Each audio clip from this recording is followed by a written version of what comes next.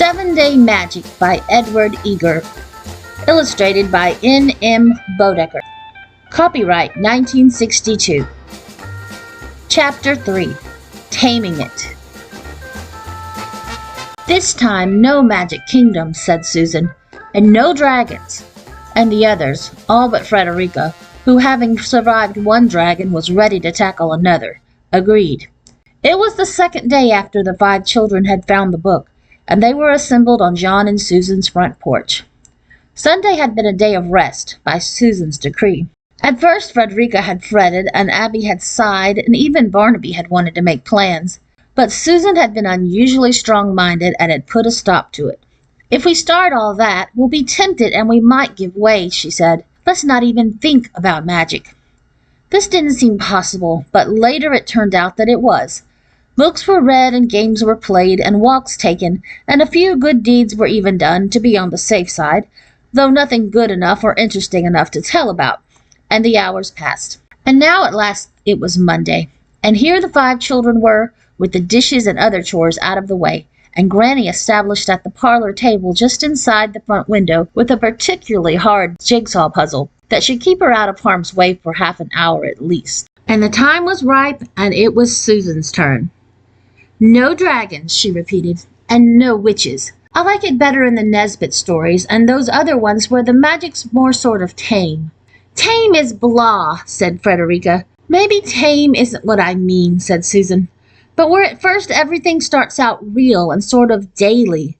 Then when the magic comes, it's more, she paused, seeking a word. Of a contrast, supplied Barnaby. There was a silence. Aren't you going to ask anything more? Said John.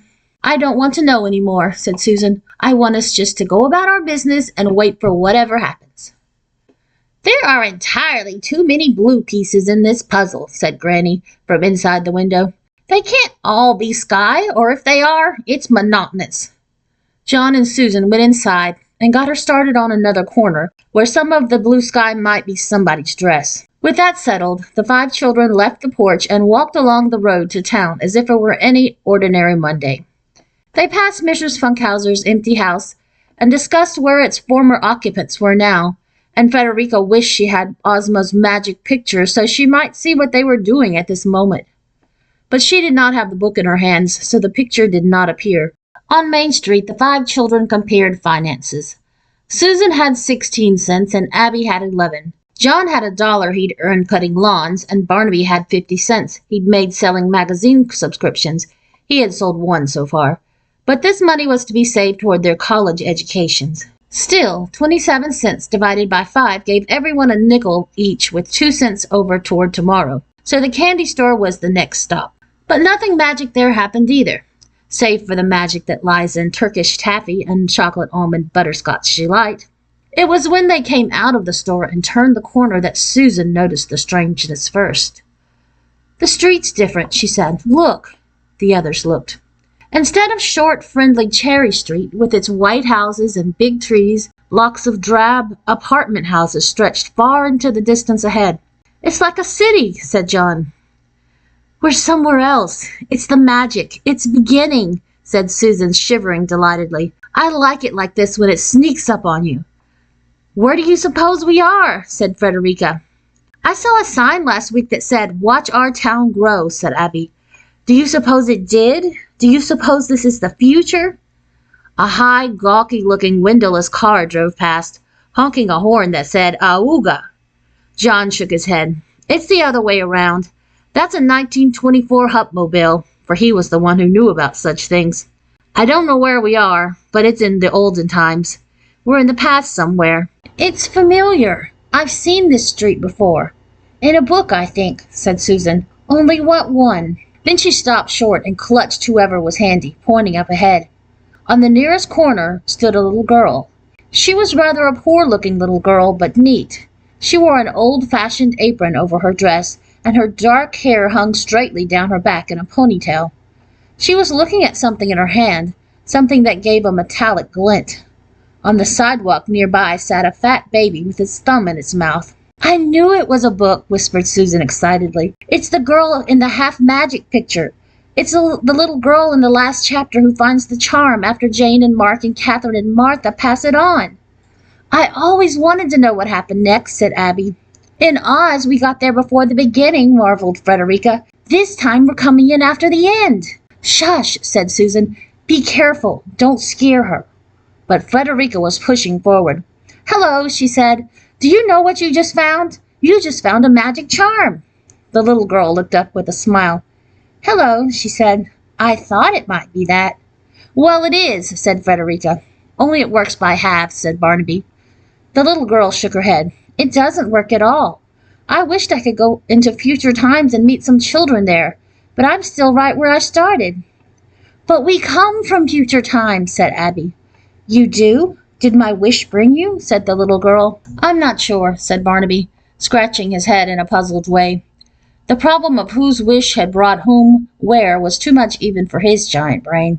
You see, we've got a magic of our own, explained Susan, and we wished at the same time. How interesting, said the little girl. Maybe we sort of met in the middle. Anyway, we're here, said Frederica, and that's the better half of any wish. Tell me about what it's like, said the little girl. The future, I mean. Are there no more wars or poor people? Is everything perfect? The 5 children looked at each other. Not quite, said Barnaby. Not just yet, but we're working on it. Could I go there and see? Said the little girl. May I come and call on you? I'm not sure, said Barnaby again. Of course we'd be glad to have you any time, said Susan quickly. It's just that in the book Merlin fixed the charm so it only worked in the present time, said Barnaby. Still, that was when the other children had it, said Susan. Maybe with a new person it'd start over fresh. Who's Merlin? Said the little girl. What other children? It's a long story, said Barnaby, and he proceeded to tell it to her. If you have read the book called Half Magic, you will know the story Barnaby told. If not, suffice to say that the charm was an old ancient talisman, and that it was found lying on the sidewalk by 4 children in the year 1924 in a town called Toledo, Ohio. And it thwarted them and had its way with them until they learned its ways and tamed it and had their way with it, traveling through time and space to the court of King Arthur and other interesting places. And in the end, 6 lives were changed. After that, the 4 children left the charm lying on the sidewalk again for someone else to find. And you came along and found it, finished Barnaby. And we came along and found you, said Abby. Oh, said the little girl. She thought for a minute. How does it work? That's where the catch comes in, said Frederica. It's a wishing charm, said Susan, only it cuts wishes in 2 and only grants half of them. Like if you wished you were in the middle of London Bridge, said Barnaby. You might end up just in London somewhere, or you might end up on some other bridge anywhere. Or the bridge of a ship, said John. Or in some old dumb bridge game, said Frederica. Or, finished Barnaby, you might end up in the middle of the ocean halfway there. So if you want something, you have to wish for it twice, whatever it is. Or twice as much, said Susan. Or twice as far, said Abby. Oh, said the little girl again. There was a pause, as all this sank in. Do you want any help? Was the eager offer of Frederica. Shall I wish for you? The little girl looked at her. No, thank you, she said. I think I can do it. I've had the 2 times tables. She held the charm before her and addressed it firmly. I want to go into the future, she said.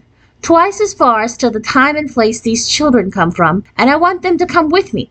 Twice, she added. That's very good, said Frederica kindly. But Susan held their own magic book tight in her hands and wished too.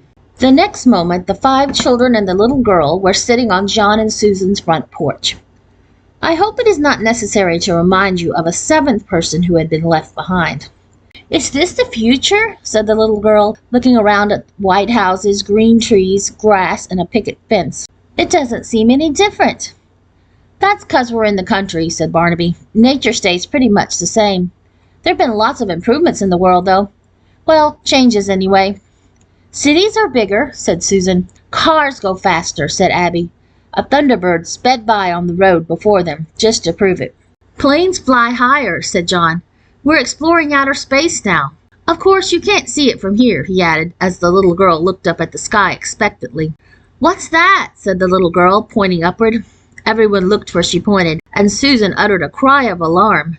What that was Granny, sitting perilously poised on the windowsill of John's gable room and watching the window from outside, a thing John and Susan had strictly forbidden her to do. "Hello," she greeted them. "That puzzle wasn't any good. It wouldn't come out." "Stay right there," called John, in a voice he hoped was calm. "Don't move." He ran inside, and Susan and Barnaby and Abby and Frederica followed. If you have never had a grandmother like Granny, and many have not, you may be wondering about her and how so active and unexpected an old lady happened to have such calm, sensible grandchildren as Susan and John. In a way, that may be part of the reason. They had learned to remain calm, no matter what. But if you are thinking of Granny as just a dotty old lady, you are wrong. She was far more. As to exactly what she was, this is not the time or place to say. That time will come. For now, it is enough to know that it took 5 minutes and the combined arguments of all 5 children to persuade Granny off the windowsill and into the house and downstairs and establish her in the parlor rocker with some suitable tatting. "There," said Susan, coming out on the porch again with the others. "Excuse us for leaving you alone." Then she broke off. The little girl wasn't alone. A man was standing on the front lawn, and the little girl was staring at him in pale surprise. "Something terrible happened," she cried. "I suddenly remembered I left Baby sitting on the sidewalk back home in Toledo, Ohio. So I wished on the charm, but it's all gone wrong. Baby didn't come. He came instead." And she pointed a finger of horror at the man. "You must have forgotten the half part of the magic," said Susan. "You must have forgotten to say 2 times everything. You must have brought him half here." "I couldn't have. Does he look like half a baby?" The 5 children looked at the man and had to agree that he did not.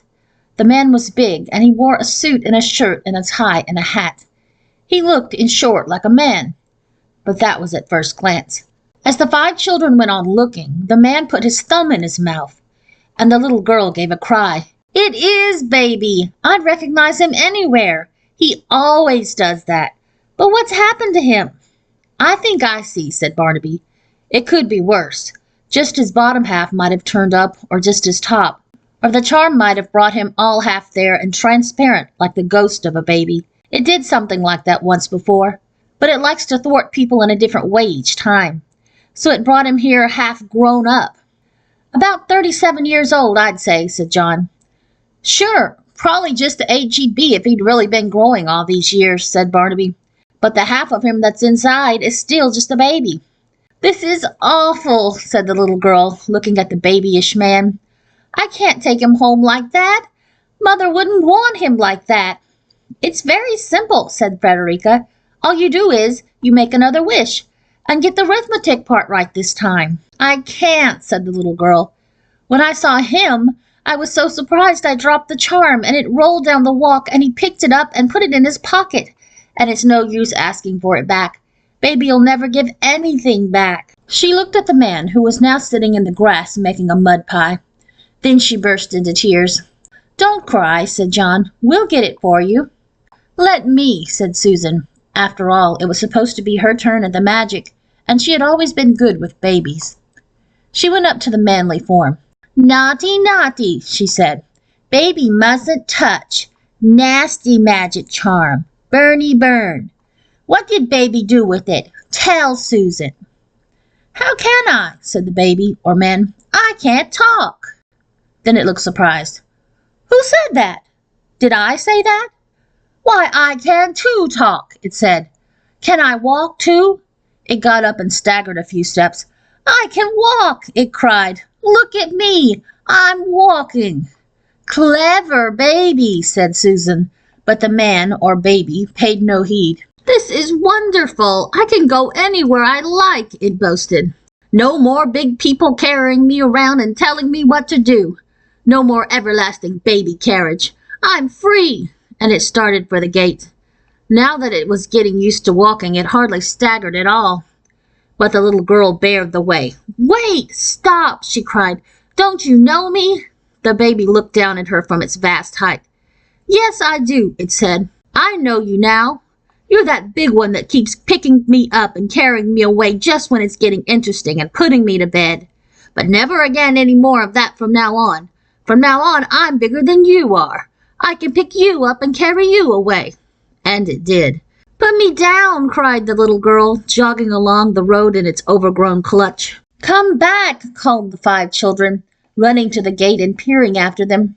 The man, or baby, was heading down the road in the opposite direction from town, toward the little country railroad station that is called Talmadge Hill.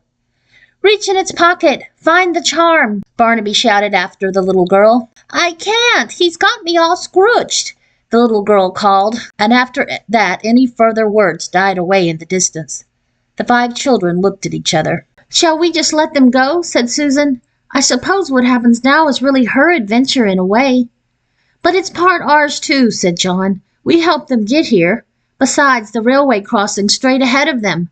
That baby wouldn't know any better than to sit down on the tracks and play dandelion clocks. Luckily, at this moment, the mailman happened along in his truck, and the 5 children all knew him, so it was all right for them to accept the lift, though aggravating when he stopped at every passing mailbox. At the foot of the hill that led to the station, he turned into a driveway with a special delivery package, so the 5 children got out and started up the steep hill on foot. This is as bad as the dragon, said Frederica between puffs. Does somebody have to be kidnapped every time? Who would think a mere baby would be so revengeful, said Susan. It's a bad, black-hearted baby, said Abby, in the words of the poem by Mr. W.S. Gilbert. Maybe it isn't, said Barnaby. Maybe all babies feel like that, if they could express themselves. Maybe they'd all turn on us if they could. The 5 children rounded a bend, and the station came into view, with the little girl and the oversized baby in the act of arriving on the platform. Oh dear, said Susan. Suppose a train's just coming in. One was. Seeing the 2 waiting forms, the engineer brought the train to a stop. What if they get on? Said Abby. That baby could disrupt the whole transportation system, if I know it, remarked Barnaby. They got on. Luckily, the kind conductor saw the 5 children struggling up the hill and waited. The children clambered aboard in the wake of their quarry. The whistle went toot toot, and the little 2-car train continued on its way to join the main line. Traveling with a small child can be difficult at the best of times. When a child looks like a prosperous businessman of 37, but has the heart and mind and soul of a babe of 1, if a babe of 1 could talk, it can be embarrassing to the point of tears. And so the 5 children now found it. First, the baby chose to sing. What does the train say? Jiggle, joggle, jiggle, joggle. What does the train say? Jiggle, joggle, gee. It chanted in words familiar to all well-read households. But the words did not awaken a chord in the heart of the lady sitting just behind. Really, sir, she said, tapping the baby on its manly shoulder, if you must bring your children on public conveyances, can't you amuse them in some more quiet manner? The shameless infant paid no heed. Will the little baby go riding on the locomo? It chanted. Loki, mokey, pokey, stokey, smoky, chokey, chee. The lady tapped its shoulder again. If you are not silent at once, she said, I shall speak to the conductor. The baby turned in its seat and observed the lady. Then it nodded. I thought you'd look like that, it said. Why, of all I never heard, said the lady. I'd complain, Pearl, said her companion. I mean to, said the lady. Tickets, please, said the conductor, appearing in the aisle. Don't want any, said the baby. Come, come, sir, reproved the conductor. Come where? Said the baby with interest. In a sudden docile mood, it got down from its seat. Shall we go for a walk now? Certainly not, said the conductor. Pull yourself together, sir. Tickets, please. Oh, all right, said the baby with a shrug, taking some already collected tickets from the conductor and putting them in its pocket. No, no, no. Give me your tickets, said the conductor. Indian giver, said the baby, handing back the tickets it had taken. The conductor mopped his brow. Conductor, said the lady in the seat behind, I have been listening to this person's remarks and observing his conduct. In my opinion, he is mentally disturbed and no fit guardian for innocent children. You're right, Pearl, said her friend. In my opinion, he should be put off the train and his family turned over to the welfare society. No, don't do that, said Abby. We'll watch over him better from now on, promised Barnaby. We'll see that he behaves. He's not bad, really, said the little girl. Just fractious. Listen to the poor little things defending him, said the lady indignantly. We'll pay for the tickets, too, said John. We've got $1.50 we earned, between us. Will that be enough? "Do you hear that?" cried the lady. "He makes these poor little children work to earn money for him. Oh, how vile!" "Lowest of the low," agreed her friend. "If you ask me," said a man in the seat ahead, turning around menacingly, "a father like that is nothing but a skunk." "He should be horsewhipped," said a lady across the aisle, joining in. "Oh, stop! Oh, don't! He's not our father," wailed Susan. "I thought as much," cried the lady who had been the first to complain. "He is probably nothing but a kidnapper. Conductor, arrest that man." Now, keep calm. Order, please," said the conductor, and he turned back to deal with the baby. But at this moment the baby's eye was caught by something at the farther end of the car, and it pushed past the conductor and ran down the aisle. Barnaby had an alarmed thought and tried to follow, but the conductor was in his way. He hesitated. What would the irresponsible baby do next? What it did was stop at the water cooler. First it filled a paper cup with water and drank it. Then it started making more cups into paper airplanes and sailing them down the car. "Whee!" said the baby. "Everybody stay where you are. I'll handle this," said the conductor, and he approached the water cooler. "Aren't you ashamed?" he said. "Get a hold of yourself. Be a man." The baby seemed to consider this advice. "All right," it said.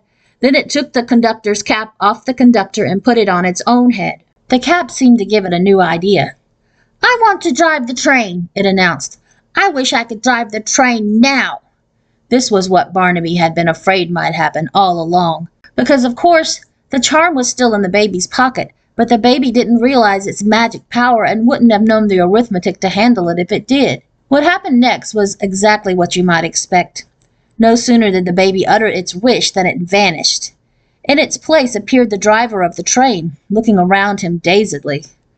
"What does this mean, Formsby?" said the conductor sternly. "Why aren't you at the throttle? A New York, New Haven, and Hartford man never deserts his post." "I didn't!" cried the astonished driver. "Did I?"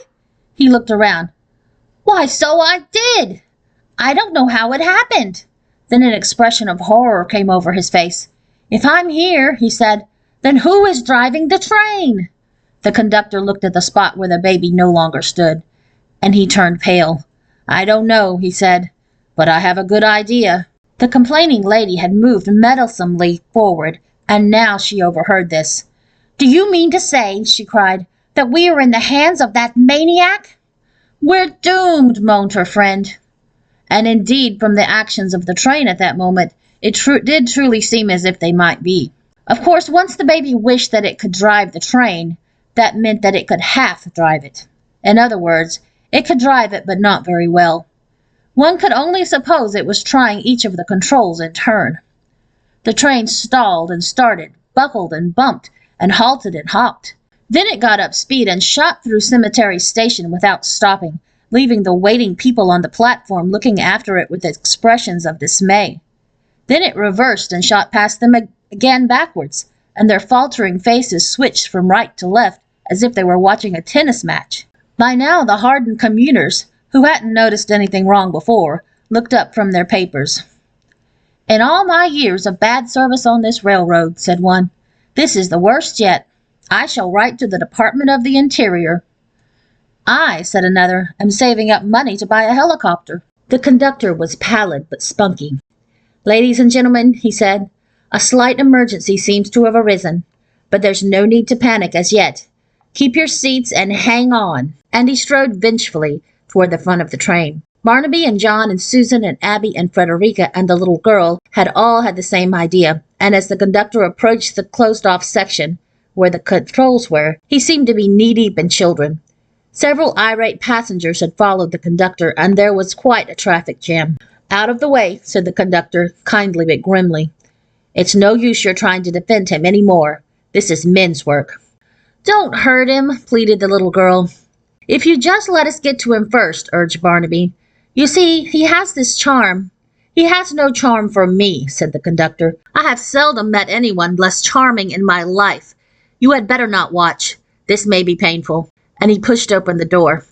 At the controls of the train, the utterly emancipated baby pushed at this handle and pulled at that one.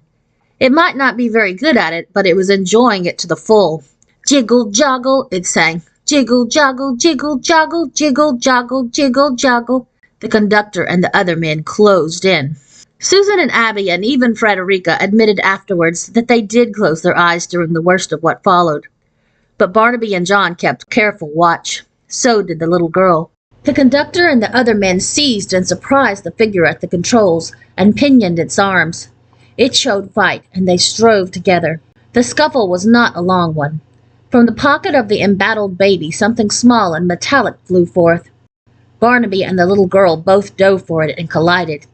It was John who picked it up, and perhaps this was as well. In her present mood, the little girl might have wished herself and the baby twice as far as Toledo, Ohio, and left the others to deal with the maddened train. But John took things one by one. Considering the circumstances, he did very well. First, he wished the baby were twice itself again. The charm divided the wish neatly in half, and the avenging conductor faltered and fell back as he found himself struggling with a mere 1-year-old who squirmed and giggled and crowed in the delight of utter ticklishness. The conductor rubbed his eyes. So did the irate passengers, and the little girl ran forward and caught the baby up in her arms. "Oh, baby, baby," she cried. "Forgive me for leaving you behind, and I'll never, never forget you again." "Coo," said the baby, and it sucked its thumb. "Great Scott," said the conductor. "And what next?" said the passengers. Next, John wished that he and the rest of his party were home again on Lower Weed Street. Immediately, he and Susan and Barnaby and Abby and Frederica and the little girl and the baby found themselves sitting on the porch of the big white house. "There," said John. "You're forgetting that poor train," said Susan. "That's right," said Frederica excitedly. "Nobody's driving it now. It'll go right to the end of the line and crash. Or even if the driver gets to the controls in time," said Abby. "Think of the effect on the passengers. They're probably all suffering from shock by now. Their poor brains will probably never be the same. They'll have to go to psychiatrists with trauma," said Barnaby, whose wide reading had taught him many a big word. So John made another wish, that the train's whole madcap journey would be twice as much forgotten by all the passengers and crew, and that its morning run would start all over again as if it had never been, only twice as much so. That ought to take care of everything. And apparently it did, for a second later a toot-toot was heard as the train peaceably approached Talmadge Hill Station once more. "The 10:22 is late today," remarked Granny from the parlor window. "And now may I have my charm back, please?" said the little girl, rather coolly, Susan thought. "What do we do with it next? Where'll we go?" said Frederica.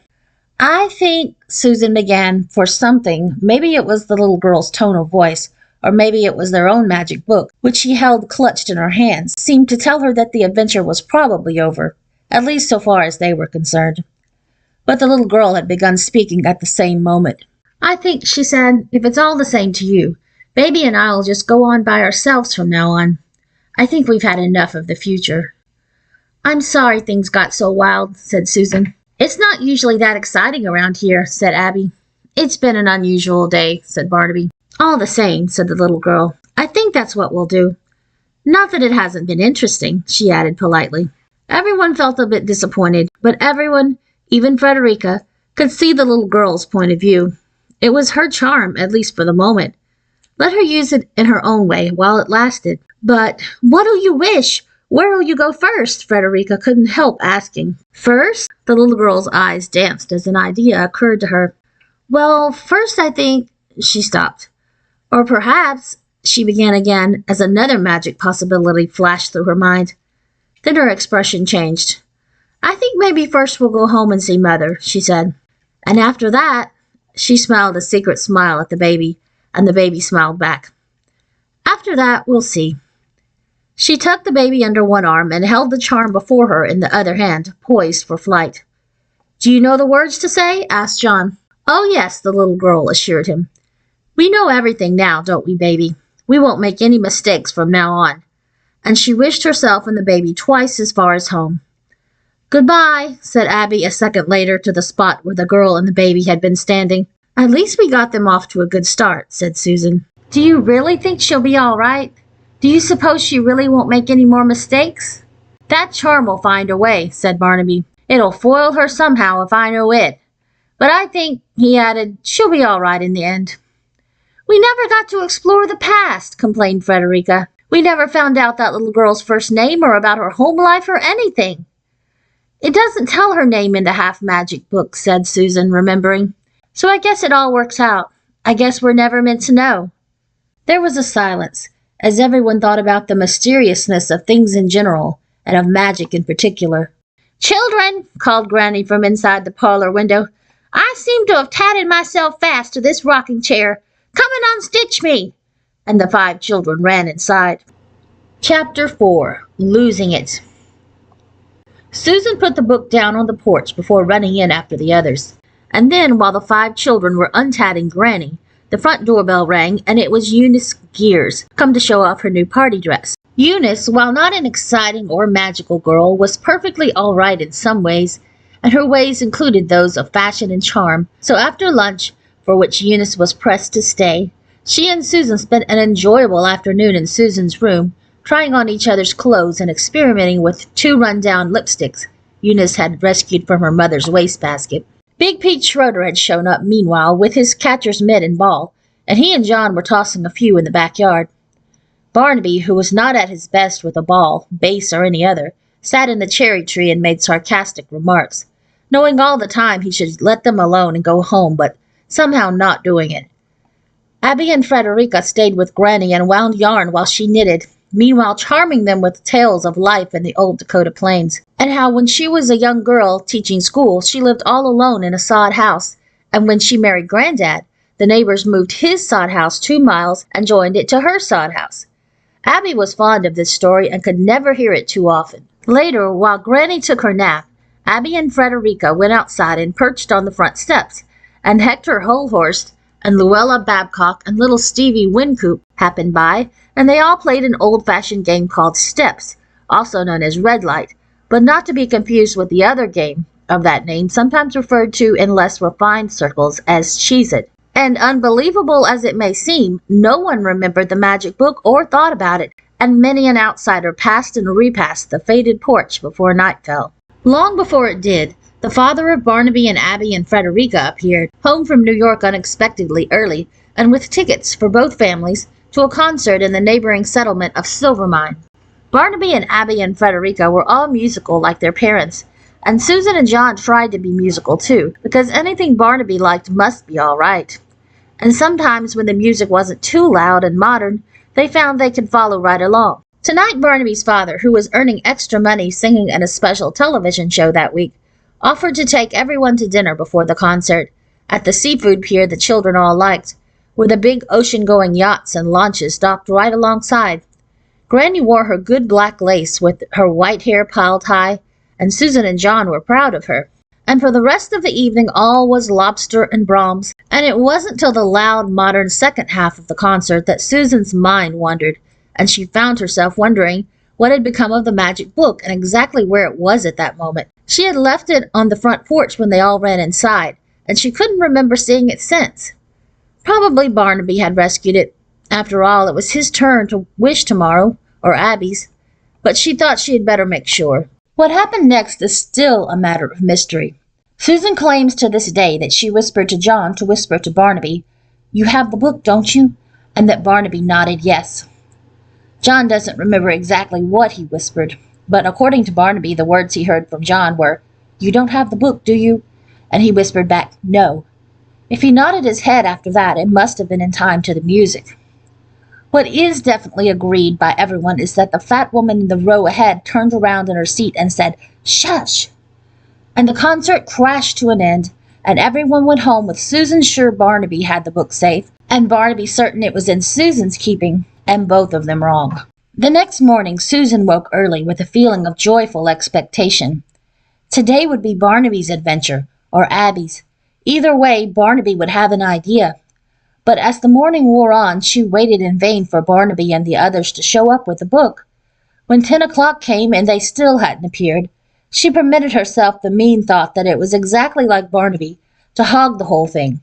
Though this wasn't true, really. Barnaby might boss, but he almost always shared. "What's the matter?" John finally asked her frowning countenance as she stalked from room to room. When Susan explained, he shrugged his shoulders. "What of it? Maybe he's got his reasons. Maybe he can't come over.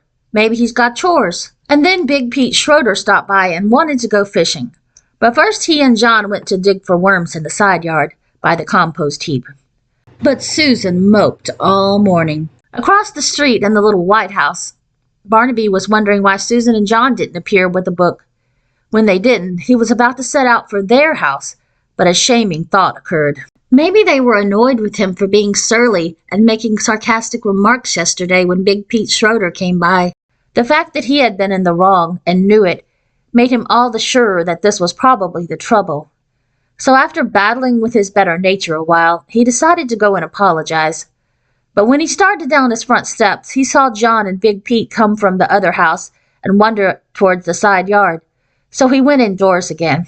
"Where is everybody? What about the magic?" said Frederica, happening through the hall. "There isn't going to be any. Some people would rather go fishing instead," said Barnaby bitterly. He went upstairs and into his room and slammed the door. "The master is cross," Frederica informed Abby, which so touched that tender heart that she rapped on Barnaby's door and offered him the rest of her great no-cow, which he refused with bare civility. It wasn't till afternoon that Susan, driven from the house more by sorrow than by anger, was pacing morosely along the road to town when she ran straight into Barnaby, wandering in the opposite direction and kicking a stone ahead of him moodily with the toe of his tennis shoe. The two eyed each other, at first warily and then with surprise. "Where's the book?" were the words that sprang to the lips of both. And it all came out. Now it was Susan's turn to feel guilty. How could she, always the calm, sensible one, have left their most precious possession on the porch all this time, a prey to the whim of every passing stranger? Needless to say, it was not there now when they ran to look. Who could have taken it, and what might he have wished? A conference was called, and both houses were ransacked in vain. John and Big Pete Schroeder appeared without any fish and without the book either, but this was a surprise to no one. Big Pete Schroeder would be the last to look at a book in any way, shape, or form. "The thing is," said Barnaby, when Big Pete had ambled away homeward, "to make a list of every single person who was on that porch yesterday." "And then interview them all, like detectives in movies," cried Frederica, who could enjoy almost anything so long as it wasn't tame or dull. Pencils flew, telephone wires hummed, delegations visited, this house and that, but the book, as Barnaby put it, remained a thing of the past. Little Stevie Wynkoop, who was 5 years old and a very secretive child, caused a false alarm by admitting to having found an old, ancient book and taken it home without permission, but when asked what the book was, he declined to say. But Frederica tracked him to his lair and hounded and harassed him and told him he was adopted, which wasn't true, till at last he dug the book out from under a pile of toys and showed it to her. It was a battered copy of Bunny Brown and his sister Sue on an auto tour that had come down to Susan from a defunct aunt. So it seemed the only clue was a fizzle.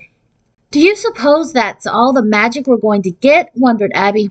"Did it come into our lives to gladden an hour and then fade like a dream?" For she had been reading the romantic poets lately to see how they did it. "It can't be," said Frederica. "It wouldn't be fair. We've hardly had our first magic taste even." "Who said magic was fair?" said Barnaby. "It almost never is. But I think it's probably biding its time just to show us. It'll probably just turn up in plain sight at some moment when we least expect it." Susan said nothing. She was too busy feeling remorseful.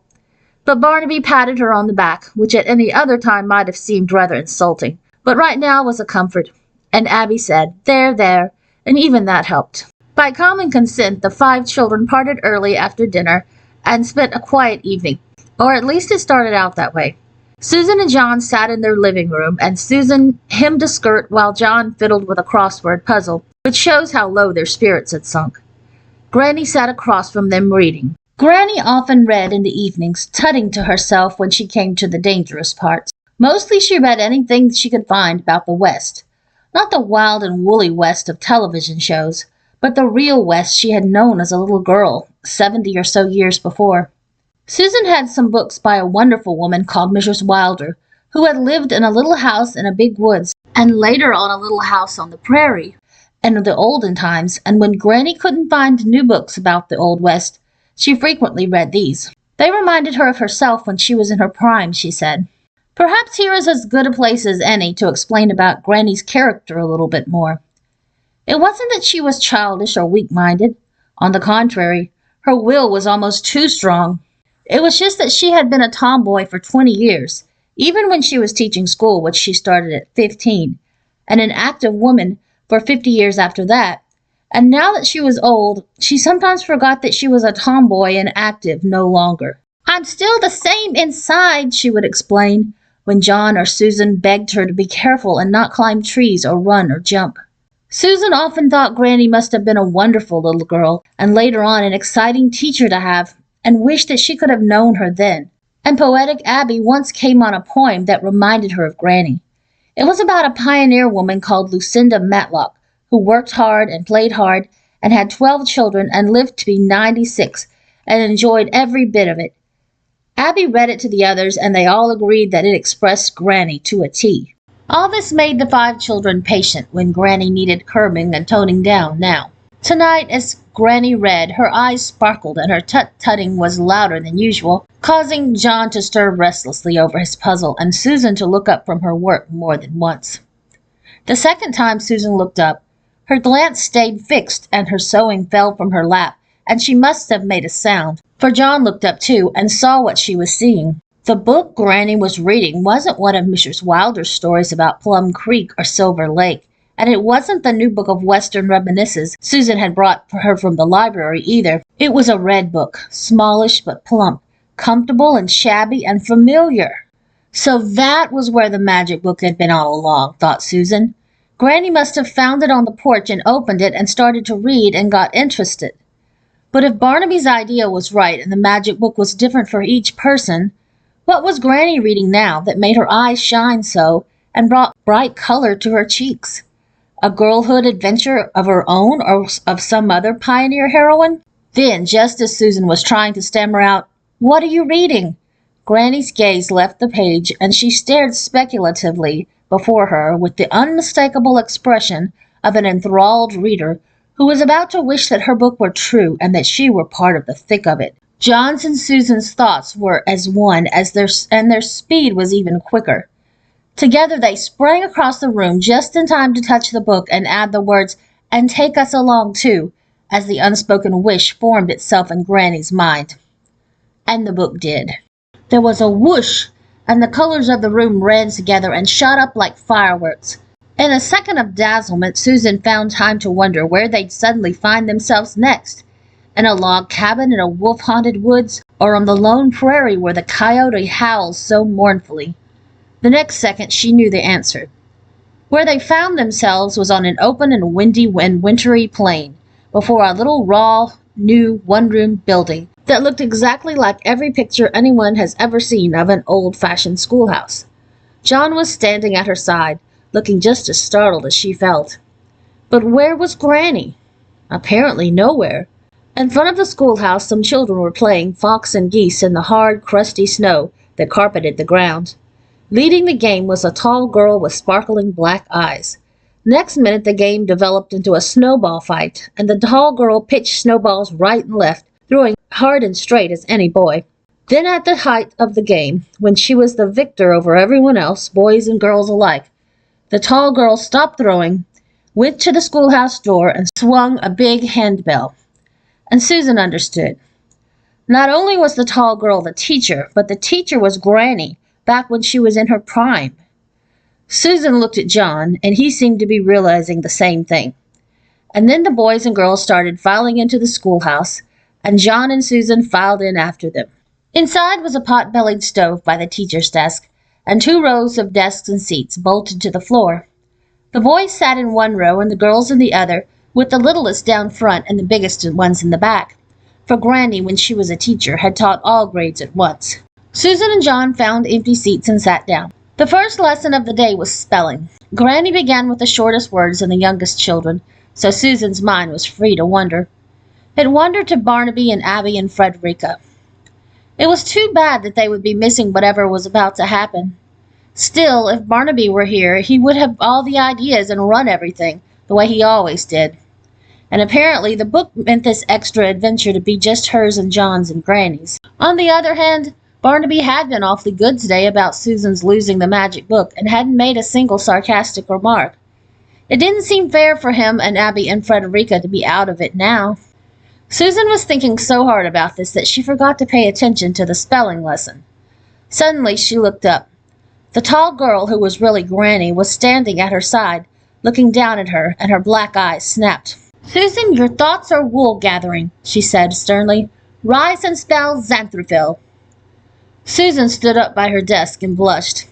She remembered that in the Little House books Xanthophyll was the word Laura couldn't spell at the spelling bee, but Pa could. She remembered the whole scene in the book, but she couldn't remember the look of the word. "I can't," she said. "I'm sorry." Granny's young mouth relaxed a little, and her eyes stopped snapping and twinkled. "I couldn't either when I was your age," she said. "And it's not a word I've found occasion to use often since. Still, every piece of knowledge is a piece of knowledge. Z-A-N, Zan, T-H-O, Tho, Xantho, P-H-Y-L-L, Xanthophyll. Write it 3 times on the blackboard and you will remember." Susan stepped to the blackboard and did as she was told. Granny moved to the teacher's desk again, and Susan noticed that while she was holding the spelling book in her right hand, her left hand rested on another book, on the corner of the desk. It was a red book, smallish but plump, comfortable and shabby. As Susan finished writing Xanthophyll on the blackboard for the 3rd time and turned to go back to her seat, she let her hand brush against the desk and against the red book, and wished that Barnaby and the little girls would find their way into this adventure somehow. Later on, she was to be glad that she did. Right now, she turned her mind to the next lesson. The next lesson was arithmetic, and John was standing by his desk struggling to divide 264 by 12 when the door opened and 3 figures walked in. The 3 figures looked startled, to say the least, as if they weren't sure how or why they had come. "Good morning," said Granny from the teacher's desk. "You are new pupils?" "I guess so," said the largest figure. "This is not a guessing game," said Granny sternly. "Say yes, ma'am. What is your name?" "Barnaby," said the figure. "And she's Abby, and she's Frederica." "Barnaby, Abigail, and Frederica," said Granny. "You may find seats. I shall not mark you tardy since it's your first day, but be on time in the future." Frederica found the last empty seat down front. Susan moved over quickly and patted the place beside her, and Abby, with a look of grateful recognition, slid into it. John was still standing by his desk to recite and was so startled at seeing Barnaby that he made no move. But a boy called Clarence Olson moved over and patted the place by him, and Barnaby took it. Susan's heart misgave her. She did not trust Clarence Olson's expression. "We will resume the recitation," said Granny. As John went on with his problem, Abby whispered, "Where are we? What's happening?" "It's the magic," Susan whispered back. "Granny found the book and wished. She's the teacher, back when she was in her prime." "Silence," said Granny, in no uncertain tone. After that, silence reigned until recess. During recess, John and Susan and Barnaby and Abby and Frederica met in conference, and John and Susan told the others everything that had happened. And then Clarence Olson came swaggering up and proved to be just as mean as Susan had thought he would be from his look. "Well, you're a little sawed-off hunk of nothing, aren't you?" he said to Barnaby. "Are you called Barnaby because you were born in a barn? On our farm, we always drown the runt of the litter." Barnaby's hands made fists, and he moved toward Clarence, but John got between them. "Lay off," he said. "I can take care of myself," Barnaby muttered angrily. "I know you can," said John, "but right now you're not going to." "Who asked you?" said Clarence. "No big galoot of a new boy is going to tell me what to do." And he reached past John to tweak Barnaby's ear. At that moment, Granny appeared in the schoolhouse door. Her eagle eye rested coldly on Clarence for a moment, but she said nary a word and merely rang her handbell. Recess was over, and the children trooped back inside. After recess, Clarence's behavior continued at a low level. The lesson was reading preparation, and Clarence kept pushing sideways in his seat, crowding Barnaby over until he was right at the edge. Then Clarence made a sudden movement, and Barnaby sprawled crashingly onto the aisle. Granny looked up sharply at the sudden noise. Clarence was sitting far over on his own side by now, with an innocent expression on his face. "Silence," said Granny. Barnaby picked himself up, and his hands made fists again, but he kept his control and started to study once more. Next, Clarence produced a pin and stuck Barnaby with it hard. This was the last straw, and Barnaby hit him. I have said that Barnaby was not at his best with his fists, but in this case righteous anger lent strength to the blow, and Clarence hadn't expected a sawed-off little runt to show fight and was taken by surprise. "Teacher!" he bawled, only partly in pretense. "He hit me!" "Barnaby," said Granny, "come here." Barnaby went there. "Hold out your hand." Barnaby held it out. Granny produced a ruler and hit his hand 3 times quite hard. "There is to be no fighting in class," she said sternly. "Remember that." Barnaby's face was white, but he kept his voice steady. "Yes, teacher," he said. He couldn't very well say, "Yes, Granny," and he had forgotten Granny's maiden name if he ever knew it. Granny regarded him, and her grim expression softened. She smiled slightly and nodded to herself as if in approval. "Good," she said. "And now," and she produced an extremely large pen from her desk, "you may take this and stick Clarence with it." There was a murmur of awe from the whole class. Barnaby looked at the pen. Then he looked at Clarence with distaste. "I couldn't," he said. "Very well," said Granny. "Then I shall." And she advanced down the aisle, pen in hand. With her black eyes snapping and her splendid tall handsomeness, she presented a truly terrifying picture of justice aroused and on the warpath, and Clarence fairly writhed in anticipation. "Please, teacher, don't!" he cried. "I'm sorry, honest, teacher." Granny, or teacher, eyed him with contempt. "So you can't take your own medicine, eh?" she said. "In that case, hold out your hand." And she hit his hand 4 times with the ruler, harder than she had hit Barnaby's. The murmur of awe and admiration in the room swelled to what was almost a cheer. "Silence!" said Granny. "Barnaby, you may sit with John in future." Barnaby slid into half of John's seat, and the class quieted down. But Abby could not contain her feelings. "She is like Lucinda Matlock," she cried in Susan's ear. "In the poem. She's just a wonderful, strong pioneer woman of America. I always said so." Then she broke off as she felt Granny's gaze upon her. "Abigail," said Granny, "you have something to tell the class?" Abby hung her head and blushed. "I was saying," she stammered, "that you remind me of a poem." "Indeed," said Granny. "Then pray recite it for us. You may rise." Abby stood up. "Well, I'm not sure I'll remember all of it," she said, "but I'll try." And she did. If you would like to know the whole poem that Abby recited, you may find it in a book called Spoon River Anthology. But it had not yet been written when Granny was in her prime, and she listened to Abby's recitation with interest, particularly the last part where it says, "What is this I hear of sorrow and weariness, anger, discontent, and drooping hopes? Degenerate sons and daughters, life is too strong for you. It takes life to love life." "Humph," said Granny when Abby had finished. "Not much of a poem, if you ask me. It doesn't even rhyme." "Nowadays poets don't always," said Abby bravely.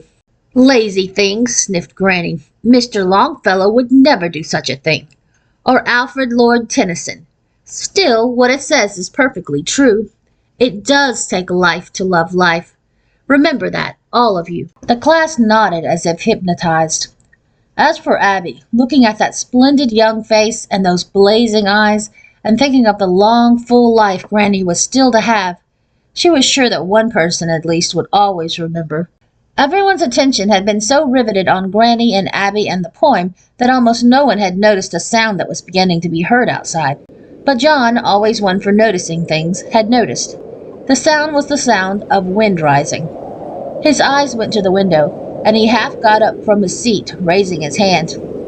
"Please, ma'am," he said, "there's a storm coming up." Now as the others looked, the window went blank with the snow that was darkening and thickening the air. The sound of the wind rose to a howl, and Susan knew from reading about them in the Little House books that one of the terrible sudden prairie blizzards had come. "Children," said Granny with quick decision, "I'm going to dismiss school while there is time to get back to town. Go and get your coats." Everyone ran to put on coats while Granny dealt with the dampers of the coal stove. When Granny opened the door, the wind took Susan's breath away. No one could see a foot before his face, but Granny turned toward town and started forward. "All join hands and follow me," she said, taking Susan's hand in hers. Abby found herself next to Barnaby in line. "Take my sleeve," he told her. He seemed to be holding something in his hand, but Abby couldn't see what it was through the blinding, muffling snow. The children staggered on into the whirling blackness for what seemed like hours, and was probably all too many minutes. "I'm afraid we've lost the way," Granny finally shouted. The wind carried her voice away, but Susan could just make out the words. Behind them, Barnaby seemed to be trying to free his sleeve from Abby's grasp in order to do something or other with whatever it was he held in his hand, but Abby hung on tight and he couldn't. Suddenly Susan tripped and fell forward into comparative dryness. "In here," she called. The others followed her into the opening she had stumbled upon. Granny had thoughtfully brought matches and a tinderbox with her, and now she struck a light.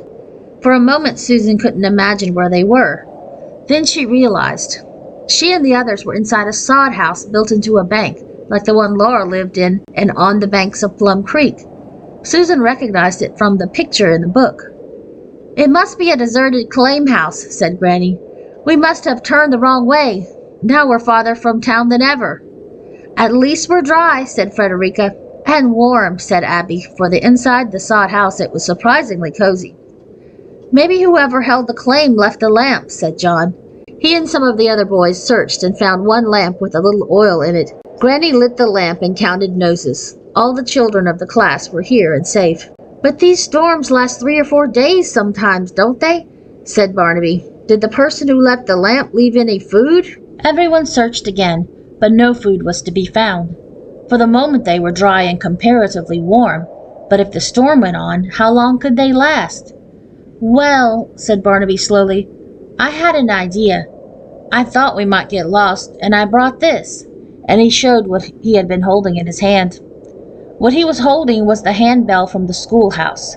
The young teacher, who was really Granny, looked from the bell to Barnaby with a peculiar expression, rather as if she didn't know whether to be angry or glad.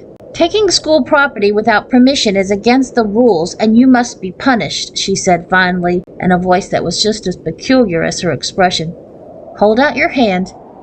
Barnaby held out his hand. The teacher, who was Granny, looked around rather distractedly, as if she expected to find her ruler somewhere in the air. Then she slapped Barnaby's palm once with her own strong hand. Then she looked sorry. "All the same," she said, "it was a very good idea, and I should have thought of it myself," and she shook the hand she had struck warmly. "And now," she went on, turning to the others, "everyone stay safe inside here while I ring the alarm from the doorway." "Can't I ring?" said Barnaby. "I thought of it." "We could take turns," said John. And in the end that is what they did. But Granny, as teacher in charge, made a rule that the person ringing the alarm mustn't wander out of sight of the doorway, and mustn't stay outside for more than 5 minutes at a time by her watch, for fear of freezing. When it was Susan's turn to ring the handbell, she gasped as the wind of the blizzard struck her. She had forgotten for a moment how cold and loud it was. Surely no one would hear her ringing through all this howling. But she swung the handbell as hard as she could. Then she listened. Was that a sound far away, beyond the wind's uproar? She rang again and listened once more. The sound, if it was a sound, seemed nearer. "It's my turn now," said Barnaby, surprising her by appearing at her side and shouting in her ear. "Listen!" shouted Susan. She let Barnaby swing the handbell this time. Then they both listened. "Sleigh bells!" cried Barnaby. "Someone's coming! Better get inside in the warm and tell the others."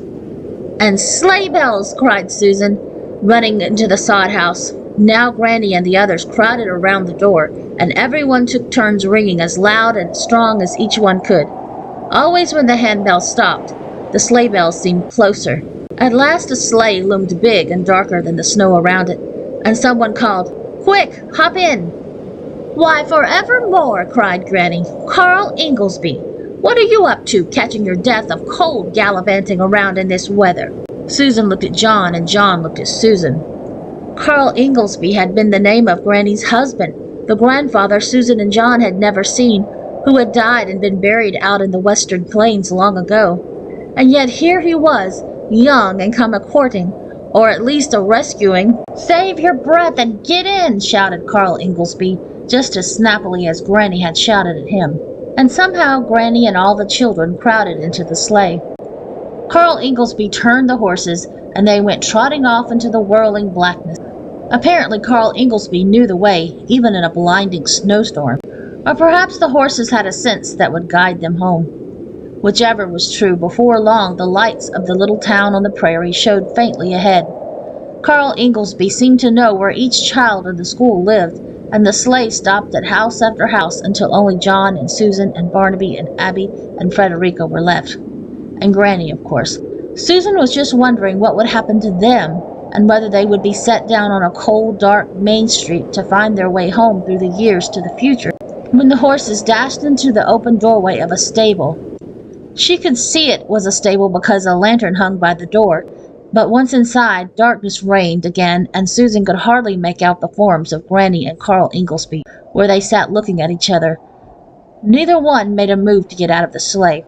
"Thanks for the sleigh ride," said Granny, rather airily, Susan thought. "Don't mention it," said Carl Inglesby. "Happy to oblige. Any time." There was a silence. "I suppose," Granny's voice broke off and hesitated, "I suppose you saved all our lives, in a way." "Oh, I don't know," said Carl Inglesby. "The storm might have stopped. Or somebody else might have found you." "Well, thanks anyway," said Granny. There was another silence. "What," said Carl Inglesby, "if I were to ask you to ride home again some day?" "Why not try asking," said Granny, "and see?" Carl Inglesby gave a chuckle. "Independent, aren't you?" he said. "Yes," said Granny, "I am."